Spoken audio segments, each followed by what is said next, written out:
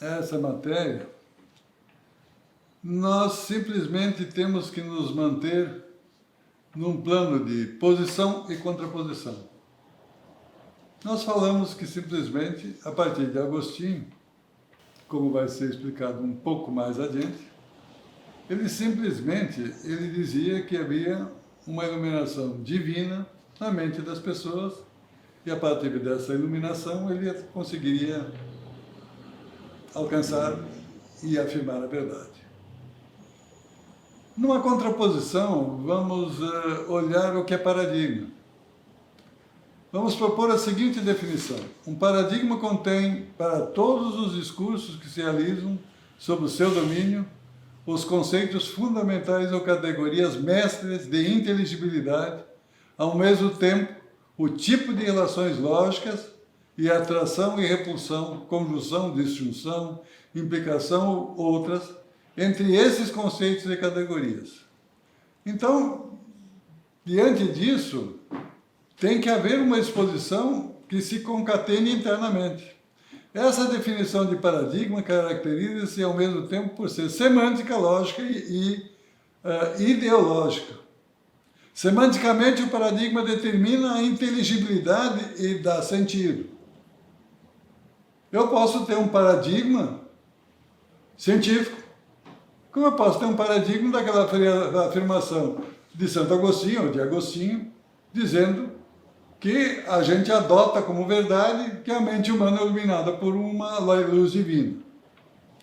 Logicamente, determina as operações lógicas centrais ideológicas.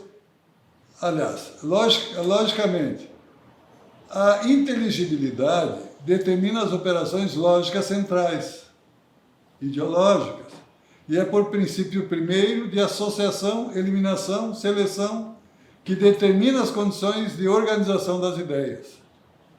É em virtude desse triplo sentido, gerativo, organizacional, que o paradigma orienta, governa, controla a organização dos raciocínios individuais e dos sistemas de ideias que lhe obedecem.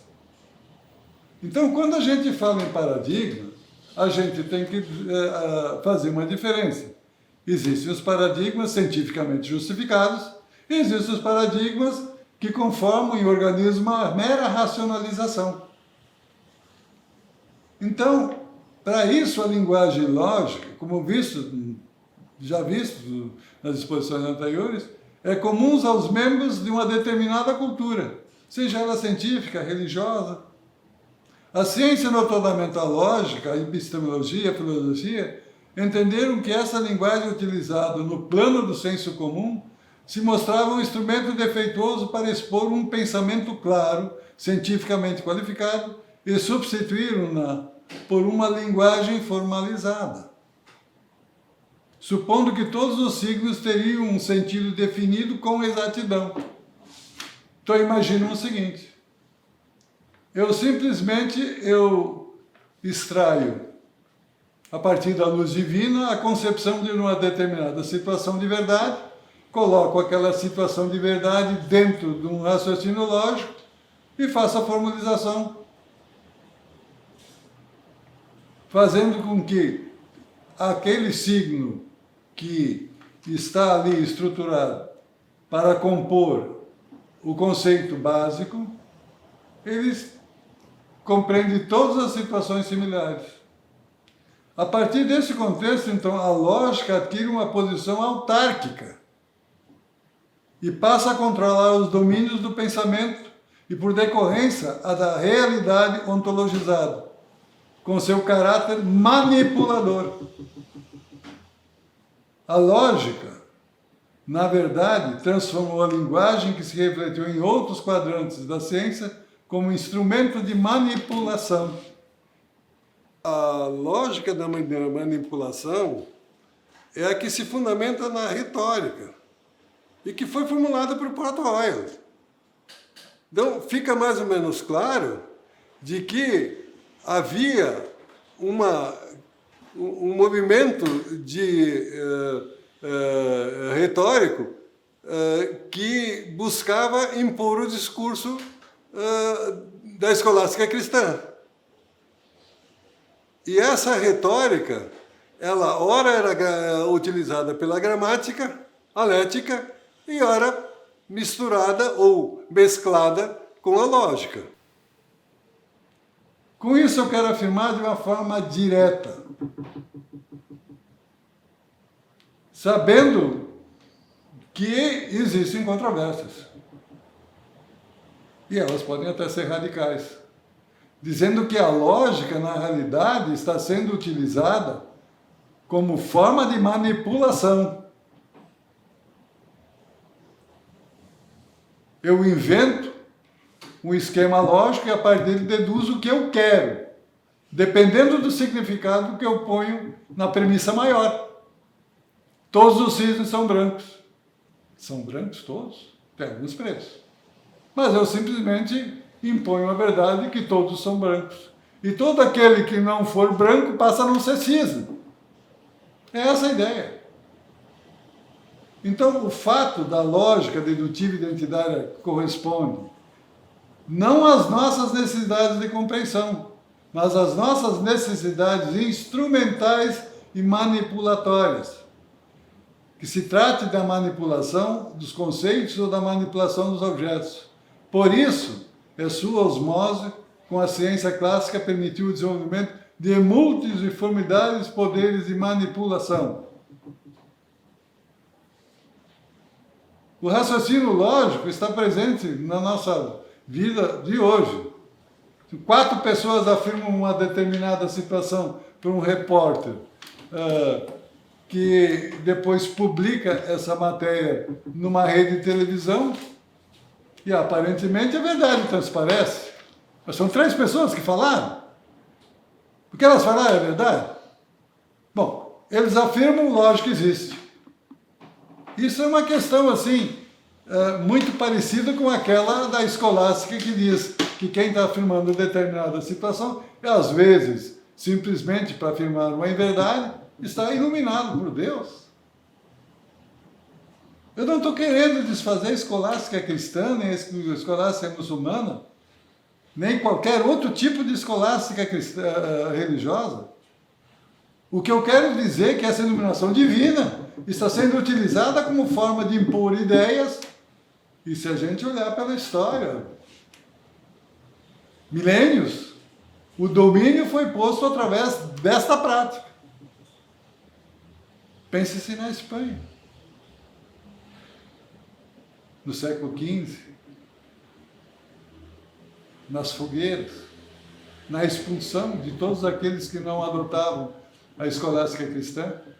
E também, em alguns lugares, os próprios árabes expulsavam aqueles que não se convenciam, não adotavam a religião muçulmana. Simplesmente era excluído, regenerado, ou não, ele era muitas vezes perseguido.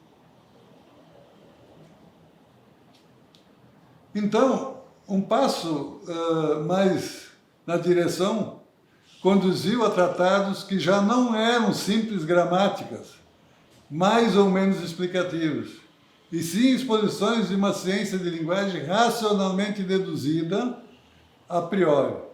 É o que se designa, por vezes, pelo nome de lógica da linguagem, Sprachlogik, no alemão, mas que um dos escritos em que essa ciência é exposta chama talvez apropriadamente de uma gramática especulativa, exatamente para se conseguir traduzir aquilo que se pensa a prioristicamente. Todo aquele que julga que deve conhecer não só o significado de um conceito, que servirá para identificar um evento, mas também a molduração epistemológica a que o conceito é submetido para alcançar os fins, às vezes não revelados, que metodologicamente aplicada, que a metodologia aplicada propõe. Por isso, o intérprete deve conhecer concretamente e não aprioristicamente o que é o evento e como se dá, para surpreender os efeitos epistemológicos decorrentes do discurso. Isso aqui é um recado para os alunos. As exposições estão sendo feitas num direcionamento determinado de conclusão, com escolha de elementos que servem para se concluir numa direção, excluindo outra. Essa linguagem que está sendo utilizada é manipulada ou é uma forma de expor aquilo que os mestres já expuseram para que não se tenha uma contradição com aquilo que está escrito? Ou, quando eu faço minha tese de doutorado e tenho vontade de simplesmente romper com a metodologia do orientador, coragem para dizer não ao orientador? Ou vontade de obter uma titulação às custas de uma rememoração daquilo que foi dito dentro do imprint social acadêmico, para simplesmente os mestres dizerem, bom, ele disse o que nós dissemos, então ele está absolutamente correto. Trouxe alguma inovação? Contestou algumas bases? Buscou desconstruir, mostrando uma reconstrução? E parece que isso está meio fora de moda no nosso sistema acadêmico. Por quê? Porque a linguagem que domina esse amplo espectro jurídico das academias e das academias e da aplicação da jurisdicional, só aceita quem está de acordo com as ideias que são expostas lá de uma forma prioritária ou de uma forma mais remansosa. Contrariar esse sistema muitas vezes implica em exclusão do grupo. Eu lembro um depoimento de Gadamer sobre Heidegger, quando Heidegger começou a propor a ideia dele de que a ideia não poderia partir de um apriorismo, mas teria que ter fundamentação dentro de uma situação ontológica de fato, os alunos, os colegas, os professores, quando alguém tentava seguir ou seguia Heidegger, diziam, não, mas ele está heideggeriano. Depois Heidegger passou a ser aquilo que ele é hoje, reconhecido como um dos grandes reformuladores do pensamento acadêmico e, essencialmente, da hermenêutica e da interpretação. Então, o que a gente tem que estudar quando se verifica isso é exatamente essa situação de linguagem. A estrutura da razão impõe, de fato, a linguagem, modos de expressão determinados, que as diversas línguas, apesar das suas diferenças particulares, devem, não obstante, respeitar. A gramática especulativa tem precisamente por objeto o estudo dessas regras universais que regem a expressão verbal de todo o pensamento humano, as modalidades da significação das ideias com a ajuda das palavras. Então a minha pergunta é, nós estamos trabalhando e sugerindo a transdisciplinaridade. Sem o estudo da linguagem, sem o estudo da lógica como ela está sendo formulada hoje, nós não temos seguranças para concluir nada em termos de teoria geral do direito, nem como teoria de interpretação e hermenêutica constitucional. Essa situação, então, fica muito clara quando a gente busca verificar o que está no subsolo dessas questões. O que essa lógica se propõe? Pessoas não sabem, mas esse negócio está muito acadêmico. Essa questão não está muito vinculada à questão da hermenêutica constitucional tributária. Eu só gostaria de chegar e chamar a atenção para uma questão. É um princípio aceito, formulado pela jurisprudência dominante, e, se não me engano, já traduzido numa situação definida por via de parágrafo, uma situação mais ou menos repetitiva, de que o juiz pode escolher, dentro do processo, os elementos que ele quer considerar para justificar a sua decisão. Então, ele diz, logo, isso aqui existe, a consequência é essa. Eu pergunto, não é a lógica, na sua formulação intrínseca, que está definindo os processos, de acordo com aquilo que o juiz pensa? Vamos nos lembrar daquilo que foi dito como uma forma dominante do pensamento do Superior Tribunal de Justiça. Nós justificamos, temos jurisdição e, como tal, podemos fazer, expor toda a matéria segundo a nossa forma de pensar. Isso se transmitiu para os juízes. E eu pergunto, essa linguagem, essa forma lógica, não tem que ser repensada para que a gente desconstrua um pouco essa forma de pensar dos tribunais? Afinal, aquilo é hermenêutica constitucional porque é a interpretação dos juízes na aplicação dos casos concretos. Eles estão decidindo segundo o que pensam. Por isso, é a forma que a gente tem para verificar o solo ou o subsolo dessas decisões.